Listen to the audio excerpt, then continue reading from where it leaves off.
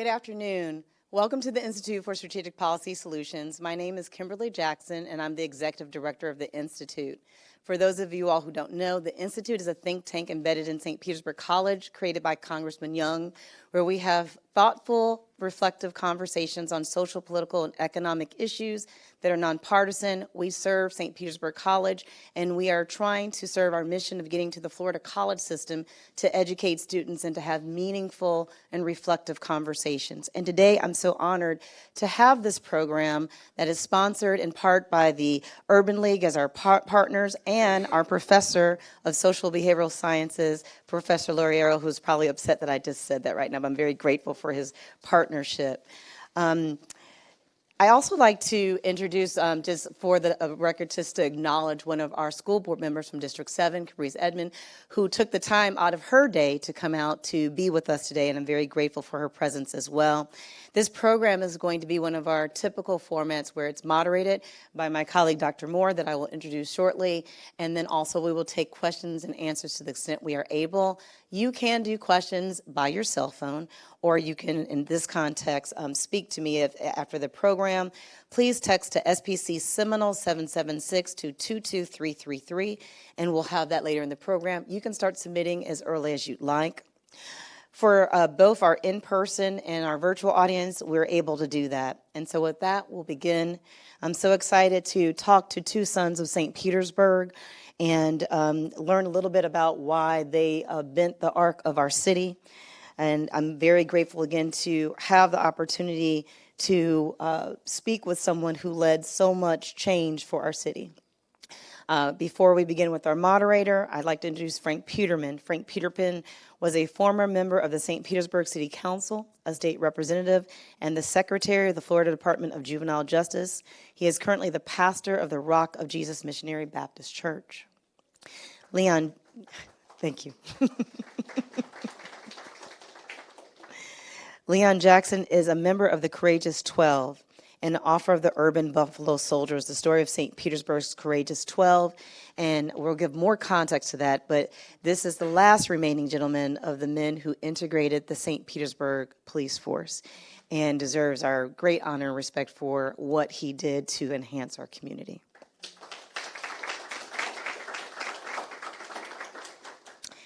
And last but certainly not least, is Dr. Joy Moore Cruz. She is an administrator, a mathematician, an educator, an engineer, and a scholar. She has a BSE in electrical engineering from Princeton University, a MS in mathematical sciences, and a PhD in mathematics and education from the University of Cincinnati. She is currently serves as our acting associate dean of academic services, as well as the academic chair of mathematics department on the Clearwater campus at St. Petersburg College. And I can say this because I know her well. She mentors a ton of us at the college.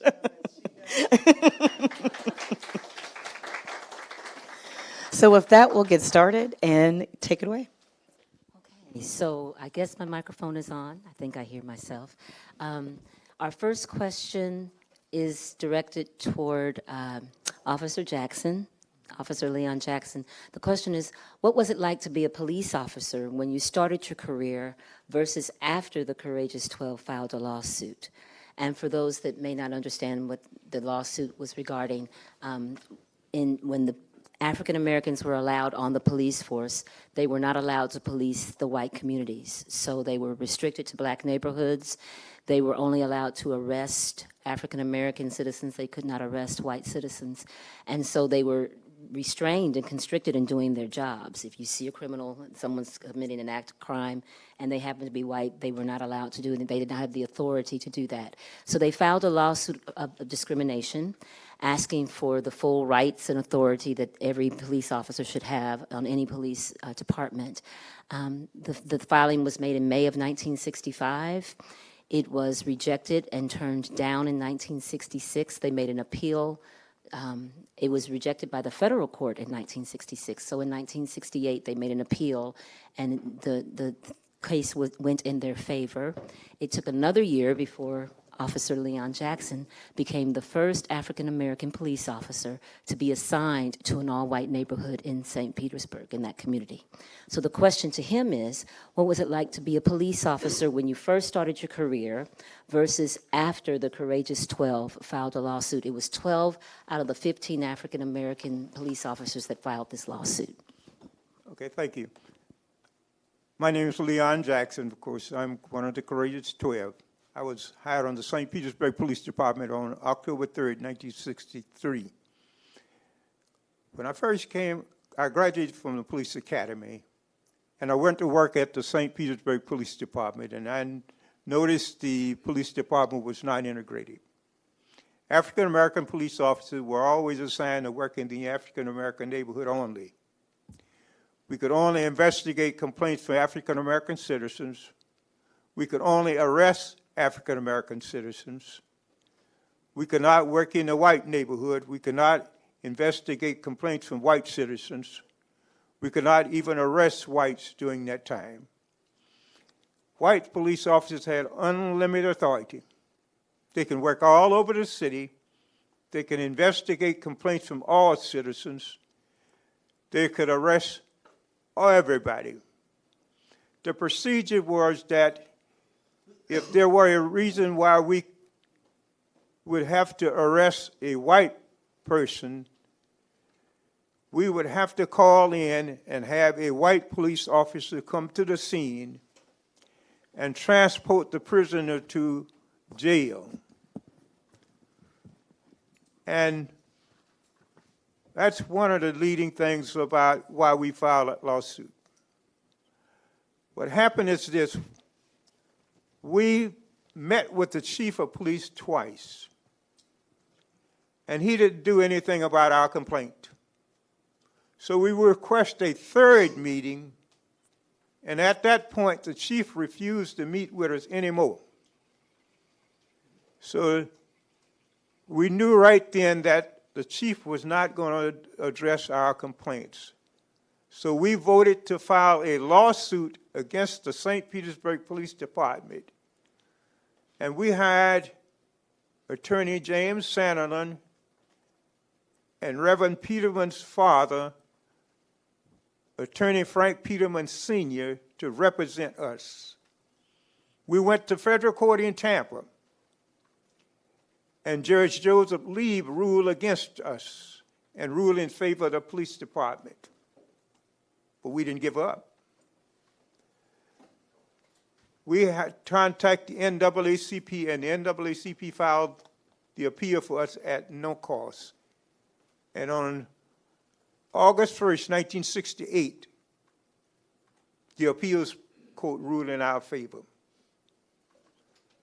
That lawsuit was directly in the middle of the civil rights era. Note, I stated that it happened in 1965. 1965 was the same year the Selma to Montgomery March took place. 1965 was the same year that President Lyndon Johnson signed the Voting Rights Act. Remember when I said that the appeals court ruled in our favor on August 1st, 1968. 1968 was the same year that Dr. Martin Luther King Jr. was assassinated. So it happened directly in the middle of the civil rights era. Thank you very, very much.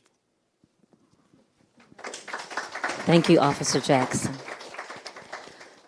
So then the next question was, it's about the sanitation strike, in particular the sanitation strike of 1965. How did that impact St. Pete? And Pastor Peterman, if you'd like to take that question. There actually had been 2 strikes prior in the previous 2 years, but in 1965, there was another sanitation strike, sir.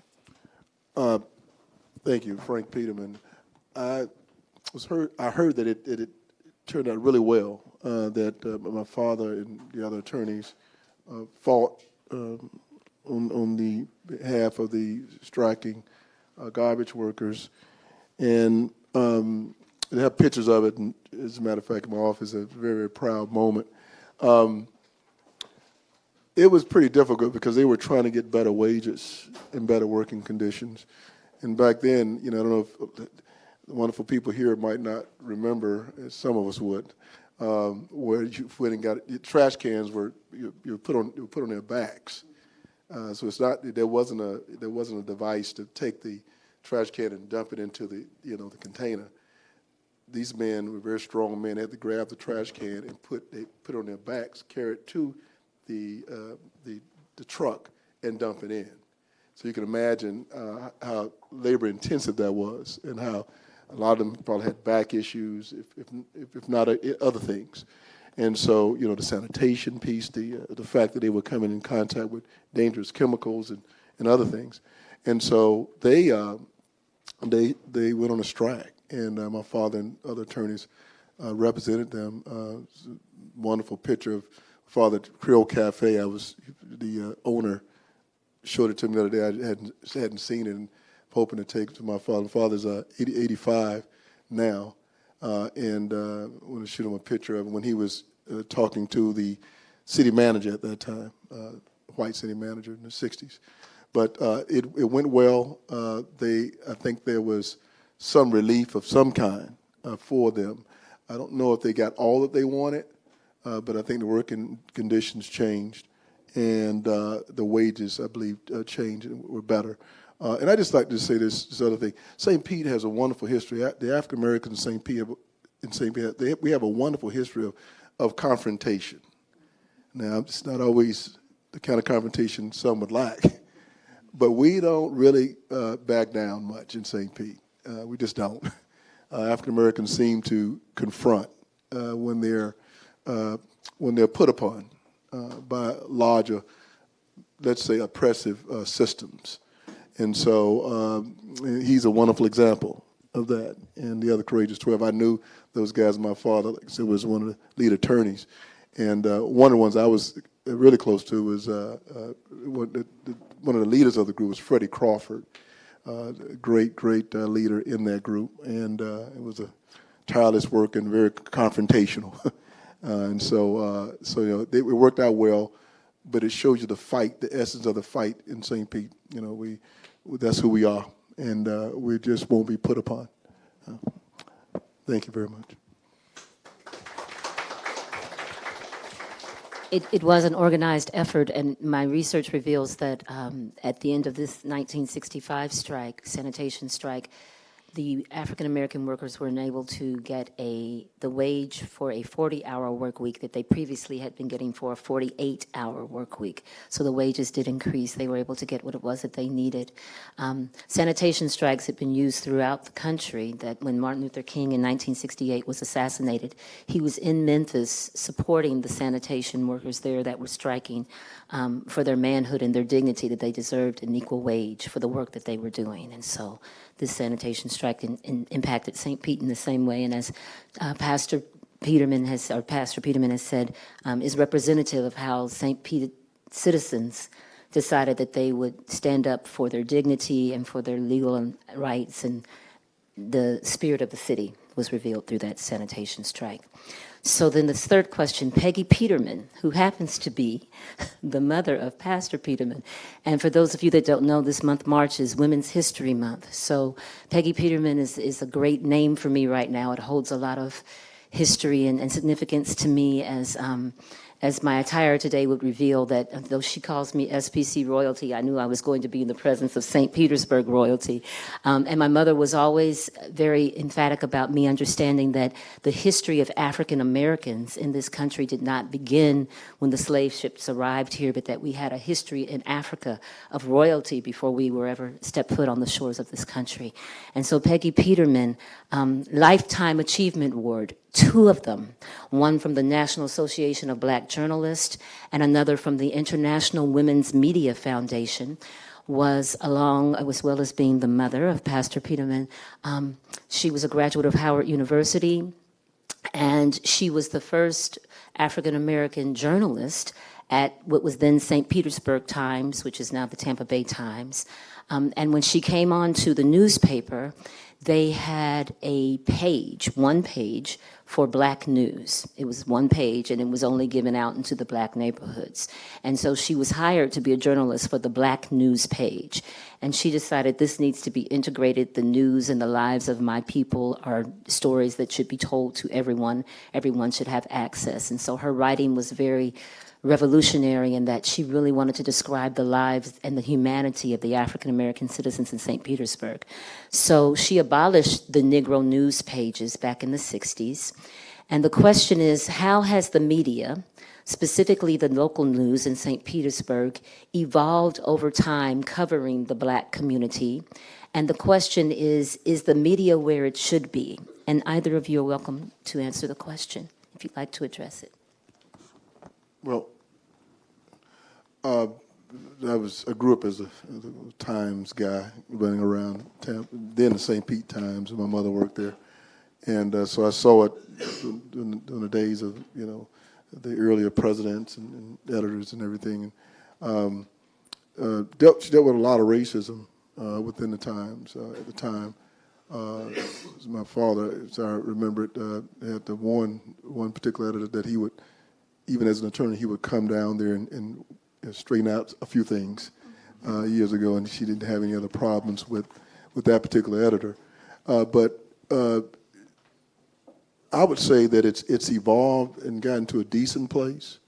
But my mother taught me the same way your mother taught you about black history and also the history of racism, because you can't really clearly define and articulate what is happening in the media unless you deal with that. And I think a lot of times we try to work around that, and you just can't. It is what it is, and until you speak to it, when you speak to it and open it up, then we can have better, conversations about where we really should be going. So, to your point, it has evolved. It's better than it was. But I remember when they would have pictures. She showed me how photographers would take a picture of a black person in a certain pose, and it gave off a negative image, as opposed to a white person taking another pose that was really nice, pristine and everything. And so I began to look very closely at those particular things, very subtle things that really were reality. It was reality. But as much as we evolved and it's gotten better, I was looking at the paper the other day. This is the way I was trained by my mother. And most of the paper is and that's nothing against anyone. It's mostly Caucasians, our wonderful white brothers and sisters. It's not a lot of us still in the paper, and sometimes when they do report it, it's about someone going to jail or some negative reality. When in fact, if you do the numbers, the data probably would show that people in the larger majority group probably have higher data in terms of going to jail, but they're not put in the paper at the same rate. And so just by the sheer numbers, we're a smaller group. So the other thing is, I looked at the Explorer page. So the Tampa Bay Times now is doing a wonderful job looking at high school sports. They didn't have it for a while, right? Because of COVID and some other, and the print media is beginning to dry up a little bit. And I looked at the Explorer area, and I think just about every time I look at it, I've been waiting for some black narratives, some black stories. Wonderful now. They got Shorecrest and people playing volleyball at, Northside Christian and base softball at Calvary Christian. Those are wonderful places, and those are wonderful, wonderful students. But I love to see more stories about what's happening at Lakewood and Gibbs, and there got to be some things happening at Bogey and African American kids. I didn't see that, and that's another example. In the Explorers, I almost brought it here when I saw that question. This is why the black press is still important. People ask, why do you want your own thing? Well, when you look at the Explorer page, 90% of the people who've been reported on are white folks. How do we get our stories out? Who's going to tell our stories? And so, although the integrated process is extremely important, and it's the best thing that could have happened, there still has to be a niche somewhere for us to make sure that African Americans and other folks, other minorities and others, have an opportunity to celebrate who they are. And so we've come a long ways, but there's still this thing where we still don't have enough, I think, recognition of Black lives and and Latino lives and Asian lives and others. I think that needs to be done on a broader scale. Thank you, Pastor Peterman. I'm sure Peggy Peterman, when I announced those Lifetime Achievement Awards, I'm sure if she was with us today to tell us her greatest Lifetime Achievement Award is the legacy that she's left behind in her children. And we are honored to be in the presence of her legacy on today. I'm honored, sir. Thank you. It's important for us to realize that her necessity, why she banned the Negro News page, was because she wanted all of humanity to be represented to all people. And when we have a media that is very particular in how it chooses to represent particular groups of people, it's detrimental. If the only person I ever get to meet is this image in the media of someone, and that's all I know you to be, then it limits my ability to communicate and to relate to your humanity and for us to unify as one. So her legacy is extremely important. The next question is, what does the election of the mayor, Ken Welch, mean for the city? And Pastor, I'm going to ask you that because I know that the seat that he vacated was one that you were able to then take on. Am I correct? Well, not quite, but Officer Jackson. I come at the. I do want to respond to it, but I want to let him. Okay, no problem. Mayor Welch, I know his entire family, and I worked on this campaign. When we filed that lawsuit in 1965, the city of St. Petersburg was controlled by all whites. White mayor, white city manager, all white city council members, all white clerks, all white secretaries, all white city attorneys, same as the county building. The court system was controlled by all whites, white judges, white prosecutors, white public defenders, white secretaries, white bailiffs. The police departments were controlled by all whites. They had only one African-American sergeant, but his authority was limited.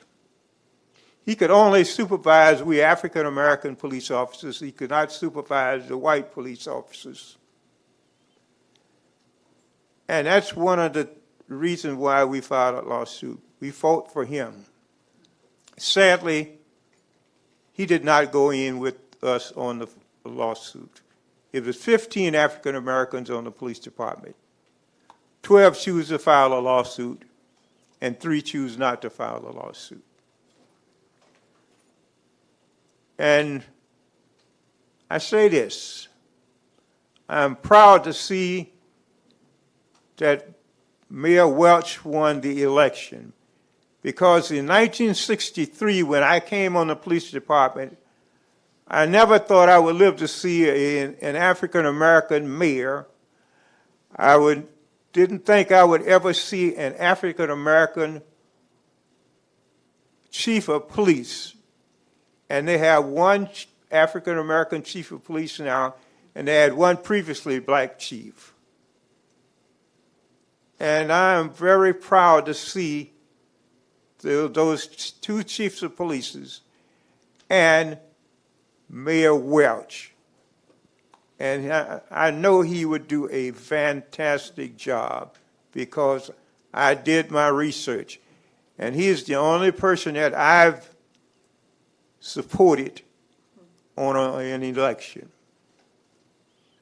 And I'm proud to see Mayor Welch in that position. Thank you. And that's one of the things that we were fighting for when we filed that lawsuit. It was not just for the police department.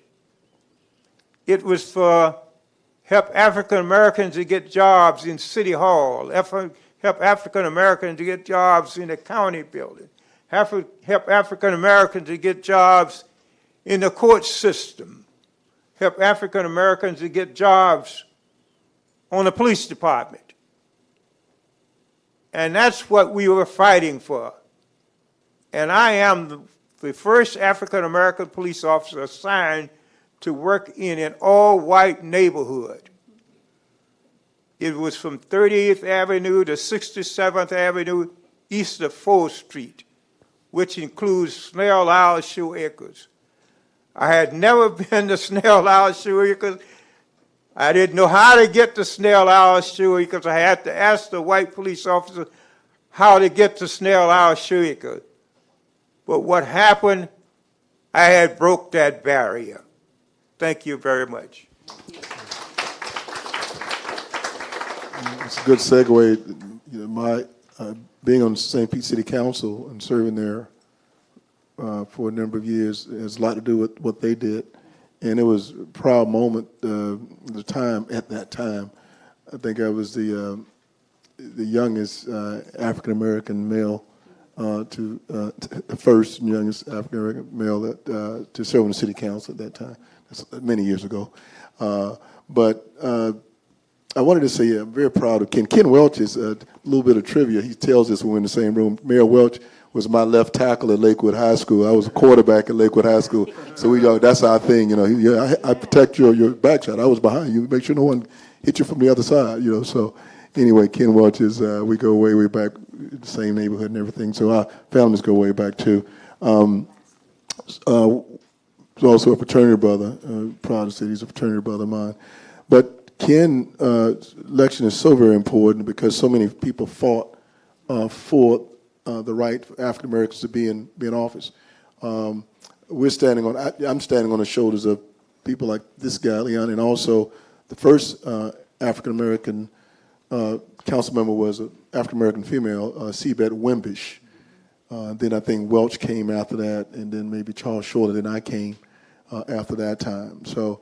But the first person to serve was an African-American, very brilliant African-American attorney, Seabed Wimbish. I just want to pay homage to her. She went on to head up, I think, a deputy in some department at the state level under the great, what's his name, Governor Rubin Askew many years ago. So I came on the scene as, you know, as a little young Turk many years after that and began to fight for issues. So Welch's election is extremely important when you think about the issues that have happened with African Americans in this city, the riots that have taken place because of some of the shootings that took place that shouldn't have happened with African American males, you know, the affordable housing issues that we really got to do something about. He would have an understanding of that and have a sensitivity to that. So I'm very proud, having served in office as a city council member, and also having served in the state legislature. I served there 7.5 years. It's fun to see this type of thing. And then serving as secretary for a major department, I know how important it is to be over resources to help level the playing field. And that was the beauty of my time in that office, you know, with 5,000 employees, you know, facilities all over the state of Florida, almost a $700 million budget. What happens when you begin to be in those particular seats, you begin to look at the total picture, and you're able to affect the total group: blacks, whites, Hispanics, you know, Latinos, Asians, Jewish folks, whoever, Indians, you know, all of us, we're one family, you know. And so when you get to do that, you get a chance to have authority to make sure resources are going out on as much as you can on an equal basis, that the system is put in place to do that. So his being there is important because we have a guy that can see the city comprehensively and make sure resources are, hopefully, for the most part, that they're distributed as equally as possible based on policies and things, because a lot of policies, you know, set the parameters for what you can do for certain populations. So it's very important that he's there, and I'm glad he is. I'm really glad he is. Could I say something, Yes, please? Officer Jackson. I've written a book about the Courageous 12 because what we did, we opened the doors for so many people. And remember, when we filed that lawsuit, we could have been fired we took a big chance. Those people could have fired us. And then some of them was begging for us to get fired. But my theory is that why they didn't fire us, they would not have any uniform officers, African-American uniform officers on the street. But we took a major chance. And I tell you, young people, when you see something wrong, racism, stand up and think about the courageous 12, because we stood our ground and we did not back down. Thank you, Officer Jackson. And so you've referred to some of the people in this next question about the intersectionality of race, politics, and police in the city. Those three, the intersection of those three: race, politics, and police in the city, including figures such as Tyron Lewis, for those of you that may not know, was an 18-year-old African-American male who was killed by a police officer at a traffic stop, a white police officer in St. Petersburg. Goliath Davis, as they referred to, was a chief of police in St. Petersburg.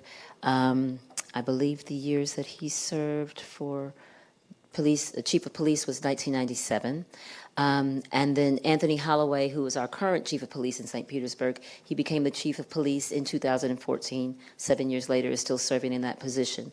So do you have any other thoughts on the intersections of race, politics, and police in the city of St. Petersburg? Well, yeah, as a matter of fact, I have a consulting company, and I just sort of work with another group to deal with what do you call it, a thought meeting, a focus group meeting. And we brought folks together in the community just over about a month's period of time. Chief Holloway and this particular group worked in conjunction with Bethune-Cookman University. And this particular thought leader came in and did train the St. Pete Police Department. Then he went to the community, and I was a part of pulling the community together in some of the Urban League and some other areas. But anyway, we were having this conversation. They were doing a report as we speak. A report is being tabulated or created to be brought back to St. Pete and put together an action team based on the information we got from the police, from the community, from folks who have been incarcerated, and to see if we can have an action team to really deal with issues in that community regarding those things. Now, the intersection, that's a really good piece. Intersection, politics, police, and race. That's pretty powerful. Take 2 days to go over that. But it's very important to understand that we got to have people who are, who've been exposed to, I believe, to various communities. And if they haven't been, they need to be, if they're police officers, to have a sensitivity, to various communities that you might have grown up in a certain part of North St. Pete, but you're working in South St. Pete as a new police officer. The cultural differences are going to be really, really vast. And so how does one, work through that? And so it's important to make sure that there's a sensitivity. We talked a lot about it during those sessions, sensitivity training for police officers, really on both sides too. But definitely, I believe when white officers go into African American communities, there's cultural differences. And I think a lot of times people, we like to say things like, well, there's no color, I don't see, well, yeah, all of us are different colors here. It's okay. Yeah, they're different cultures, and they're different. We'll call a melting pot, aren't we, as a country? That's because they're different cultures. The wonderful, different groups came from different countries, and we're together, and it's okay. We need to understand each other's our cultures, at least have an appreciation for them. You don't have to accept everything in it, but have at least an appreciation for it, and know how to engage it. And so I think that's extremely important. You got to have political folks who are ready to back that type of behavior, okay? And then the race piece, and that's why I'm getting the race piece, just understand who people are, try to understand who they are, and see if we can all sort of work together. But you can't ignore I believe, culture and race. You just can't do it. And when we do that, when we begin to do that, then I think the biases and other issues begin to creep out because you're not dealing with it. You're not dealing with it, you know. And so the more we can deal with culture, race, and be honest about it all, and have thought leaders in the political offices that understand this and have a sensitivity to it, I think it'll make us better. And then the police, as he's often said, the police departments, you know, become, you know, he said it in his own way, he's sensitive to issues of race, because it's, you know, if a guy, I was in those meetings, this guy has a gun, he can decide a life or a person to have life or not have life in a moment's notice. And so it's important that we have really deep conversations about cultural intersections, you know, and political folks who are conscious enough and progressive enough to understand, hey, let's talk about this, let's work this through before we have something on our hands that could be a tinderbox and we have another race, you know, issue happening with riots and things. So have thought leaders like that, progressive people, I think is very important. I'd like to also say that, you know, Councilwoman, the school board member, Caprice Edmonds, is a wonderful example of folks coming before her. She's standing on the shoulders of Mary Brown and Panhandle County Commissioner Renee Flowers and others. So, thank God that the fight that they had and others, civil rights fight, Sandling and all those guys, made it possible for her to do what she's doing also, which is awesome. Pardon me, could I make a footnote for what? Yes, sir, please, Officer Jackson. I think every police officer, when he or she graduates from the police academy, should be assigned to the African American neighborhood during their probationary period to learn the culture of the African American. Because I remember when I was working on the police department, a lot of white police officers worked there 20 years and never worked in the African American neighborhood. And I would hear them say, I would not work down there. I'm not going to work down there. But my theory that every every police officer get out of that police academy should be assigned to work in the African American neighborhood. Thank you. Thank you, Officer Jackson. As Pastor was recognizing our dignitary and our school board member, she is our dignitary today. We're so glad to have you with us. But also, the VIPs in the room are the students. The SPC College students are our VIPs today. And so we're very excited to have you with us. You can clap for yourself. It's okay. Recognize who you are. You are SPC royalty because you're here. So our VIPs, we would like to give you opportunity to ask questions at this time. Any questions that you might have, we'd love to hear from you. If you need a microphone or if you've texted already and we need to check our text communications. Is that how we're doing? So we don't have any text messages right now, and I know sometimes students always feel like we are putting you on the spot by asking you, but we would like to offer the opportunity for you all to ask questions. This is an important time when oftentimes you read, and our wonderful SBC team, we educate you based on what we have to do, but oftentimes you don't have the opportunity to speak to historians where you can ask questions that are meaningful to you. So we'd like you to have that opportunity before we close out today. There is a question, and you have to forgive because we are in a virtual space. I'm gonna walk through. I'm just going to repeat the question. Thank you, Kyle. Okay, well, I'm looking forward to the students' questions, and I just have to say the audience, for your confirmation, found your messages from the panel inspirational. And I'm somebody who doesn't like to overlook the obvious. And what's obvious to me is that what you described in your life experiences was systemic racism, but also you were both members of city government at one level or another. And of course you had to go to the courts, which the justice system was an obstacle at some point. And I'm also sitting amongst students. And the question occurs to me, what is your advice, counsel, on the idea of civil disobedience for change? So the question is, what is their advice or opinions on civil disobedience for change? Well, we certainly have one of the greatest examples of that with Martin Luther King, Jr. He and his group did that. It's important, I think, to follow laws, to be a law-abiding citizen is extremely important, first of all. But when the laws are unjust laws and they change in a negative way the life behavior of people, that they can't move freely within a certain realm, then the laws have to change. And thank God we have a democratic system and process that allows us to challenge laws when they're unjust.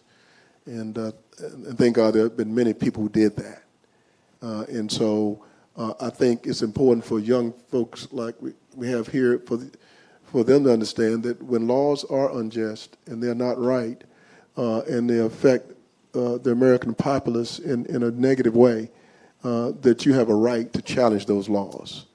You have a right, and it's almost your civic duty to do that, to be honest with you, because we live in an open democratic process.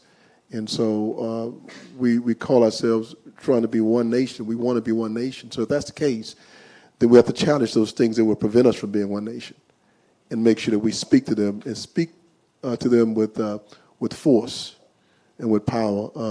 I love what the great abolitionist Frederick Douglass once said. He said, "Power concedes nothing without a demand. It never has and it never will." I love that statement. Thank you. We do have a question from one of our virtual participants, and we're going to have time for about 5 more minutes if you all think of any questions that you have before we close out. And this question, whoever asked it, is very important to me because it's about preservation of history.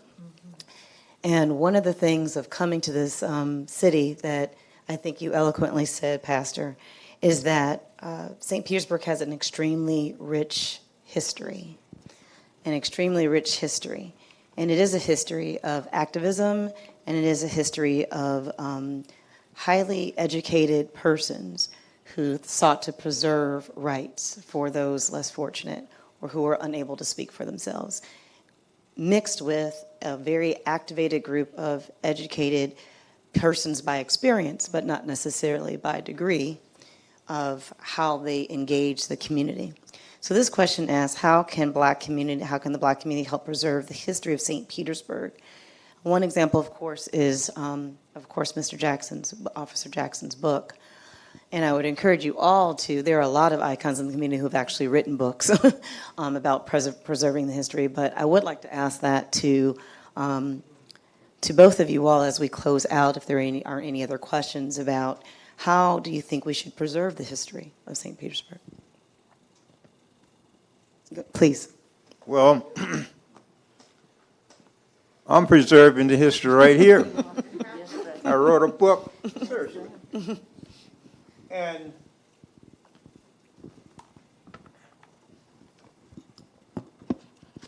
this book here, this article here was about the Courageous 12 when we went to federal court over 50 years, and this was in the St. Petersburg Times. And I'm preserving history. This is over 50 years the St. Petersburg Times wrote this article about us when we went to federal court in Tampa. And I did an interview with a man, and he had this information, and he gave it to me.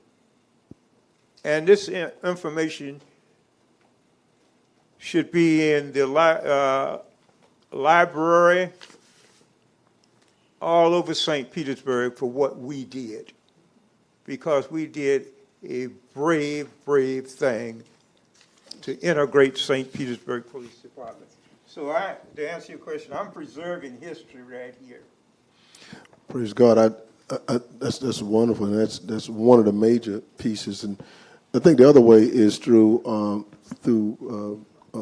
art and theatrical renderings, if you will, of certain times that things happen in history in St. Pete. My mother did a Black History pageant for 24 years, and it got to be a really big thing. And she targeted, Black doctors, what they did, then she did Black politicians, what they did in society, what Black educators did in society. She would use each one of those segments, the great sports players and entertainers. She did that over a number of years, and that sort of helped to preserve history. And what's so neat about it, she actually was a professor here, adjunct professor here at one time at St. Pete College. What was so neat about it is that many of those students, they learned that history, and they would go to Florida State, Florida, St. Pete College, whatever, coming out of that, and they would have tests on Black history, and they would ace the test because they literally, they were in plays every year learning the information. And so I think that's the theatrical world could help with that, as well as telling a story in churches. We have an African American museum here. Going to the museum, one of the things I want to tell the story of, it was great if I could here. There was a great Black French debate team at Gibbs High back in the late '60s, or mid or late '60s, taught by brilliant, legendary retired principal Charlie Williams, who has a book. I think they might have a book in your archives here. I believe he tells the history of St. Pete. He had a Black French team that won the French competition countywide several times out of Gibbs. They went up against white competition, Black they whooped everyone. And they beat the white team so much that they stopped having the competition. All of a sudden, the competition, they couldn't have it anymore. I wonder what happened. I talk to him all the time. I say, "Man, you got to write another book. We got to do something with that." That's like The Great Debaters, the movie, Wiley College. And so I'm trying to get him to, if nothing else, let us honor them, the ones that are still alive at the church someday. Let's give them a big, recognition, because kids in the church and in the community, adults need to hear about this history. It needs to be preserved. It's little known history. You wouldn't have known something like that happened. So anyway, I think using the medium of the church, the faith-based organizations, neighborhood resource groups, the recreation centers, art, theatrics, and wonderful times like this, focus group times like this, so they would be great.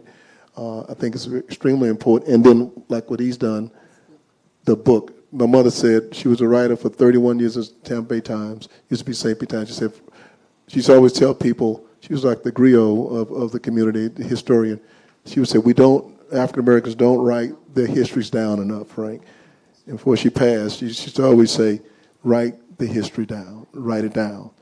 So when I do things, if I'm heading up a group or whatever, I've learned now to create I used to be president of the gathering of pastors, and one of the things I did, remembering what my mother said, because it had just started, I wanted to make sure from there until whenever, someone would be able to pick up this historical document and say, this is how this began. So I made sure I did that as president of that group, and I'll do it for anything else I have to when it's needed. I think we do have another question, but I wanted to add on to that.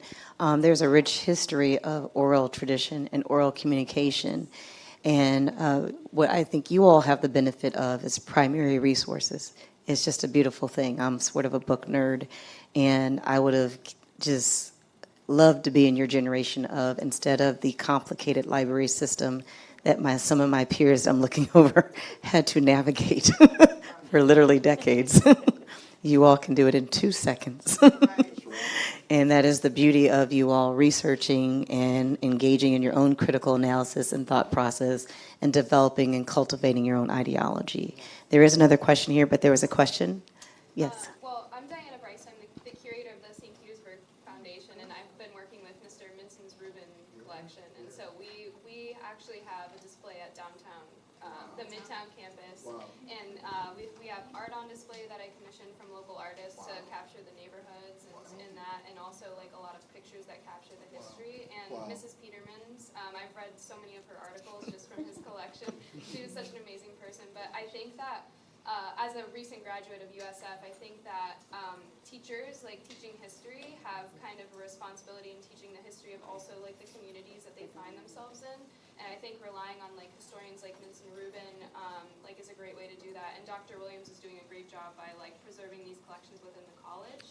And the last thing is we're getting his collection online. So that all of that work will be available. Can I just speak to this? Yes. Vincent Rubin was just a legendary historian in our community and quite an athlete years ago. The great Gibbs High back in the day, and he collected all the different artifacts of the great athletes that were at Gibbs, as well as other kinds of artifacts. It was so interesting. I was wanting to write a book. I've written 2 books, but I want to write a book on what Gibbs meant to this community, how it kept it together. And these great athletes who were just legendary. I was reading about one of them in a book last night. I'm reading a book about FAMU and a guy from St. Pete who was a great quarterback named Scruggs. But anyway, I'm so glad you're doing that. And Vincent Rubin, I tried to get them right before he passed because I wanted to write down the information because I just think Gibbs was such a powerful, powerful school back in the day, as we would say. There's a lot to be said about it, and that history cannot be lost. And so I'm so glad you're doing it. Thank God for what you're doing. Thank you very much. It was not a question, but it was a public service announcement that I think is worth making over the microphone, that this collection of history is being preserved on the Midtown campus. Am I correct in that? St. Petersburg College Midtown campus, and you're the curator for that exhibit. So that was a public service announcement, not a question, but one which is worth presenting over the microphone. Please get to the Midtown campus. If you don't do it, who will? Someone has to know the story in order to be able to tell the story. It's important. Very exciting. Thank you for letting us know that. Yes, we have one other question, which we may have to follow up with you all because I take these types of questions very seriously, and that is suggested reading for our viewers. So I think that, well, if you two have any last parting words about suggested readings, please share, including you, Dr. Moore, and then we will get back. There is a series, and I cannot think of the name of it right now, but it's almost like every capital in every state where it says, for example, women in history or African Americans in history. The one written for St. Petersburg is a very well written, at least for the time period at which it stops, to document the significant icons of the community. I think it's, in terms of its depth, it shows pictures and it really presents a good picture of what life was like during that time period. Suggested reading? My 2 would be, especially when it comes to understanding African Americans and Africans before they even came to America, is Stolen Legacy and Destruction of the Black Civilization, which shows a systematic destruction. That we didn't just come here, not knowing anything, but we came from great civilizations where we were teaching the world geometry and trigonometry. We taught the world that, and a lot of the Western civilization educational system is built on African thinking. That's a whole nother conversation, and it's sad that that's not being taught in our schools. But the great professors in Africa taught Socrates. This is documented, and Plato and Aristotle, and so it's sad that we don't get to hear that. Maybe one day that'll change. So Stolen Legacy and Destruction of Black Civilization, I think, are very, very important. Thank you. I wanted to take the time to thank you all before I close out. It was such an important conversation today to hear from people who lived life. And we don't always get that firsthand view of someone's thought process or what they experience. Officer Jackson, from your firsthand experience, I have an aunt that's 101 years old, and I love talking to her. It's my husband's aunt, and what she has seen in her lifetime is amazing, and that she is still present to speak about it just says so much. You learn so much from talking to our elder population. And Frank, although you are a dynamic person and you're right, I can't imagine what it was like to grow in your household and live through that space. That you are right. You have an obligation to write many stories based on your reflections and having your parents lead this community. And thank you both for your time. And Dr. Moore, again, thank you for leading this conversation. We thought really reflectively. My colleague Sam, who I call my boss for those of you all don't know, he's the project coordinator for the Institute for Strategic Policy Solutions, and he does an amazing job of connecting SPC and the community. And we thought hard, and you were the best reflection for that. And of course, to my colleagues in the corner who have already taken time to embarrass, thank you so much for bringing your class down here, for bringing warm bodies into one of our first hybrid programs with students since COVID. And so we thank you all for your time, for your giving us your respect, and for listening for the entire time. We have some closeout things for our virtual audience. We have 2 more programs coming up. The first is on April 1st. We're doing Engaging Retirees in Civic Life. This is an important part to understand. I call it the global footprint of the space in you live, and you all are in a true intergenerational space where pockets of life could not exist in tandem the way they do now. And so we are trying to do that connectivity of talking about experienced people and what they can give to civic life. And then a lot of you all enjoy our beaches, but don't understand that there are a lot of different cities, municipalities. Every time you go down Gulf, you are probably passing about 4 or 5 as you drive down. So we're going to do the state of the beaches, and it's going to be a discussion on what's important and impactful for that community. And with that, I will tell you all, since you all are, I know most of you are on social media, if you would kindly like us at either on our Facebook page or on Instagram, or go to YouTube, or go to our website, or just tell us what you want to hear about. It's always challenging to bridge the gap of social, political, and economic issues that are meaningful to you all, so we want to honor that. And thank you so much for your time. To learn more about us, please go to isps.spcollege.edu. Thank you guys so much.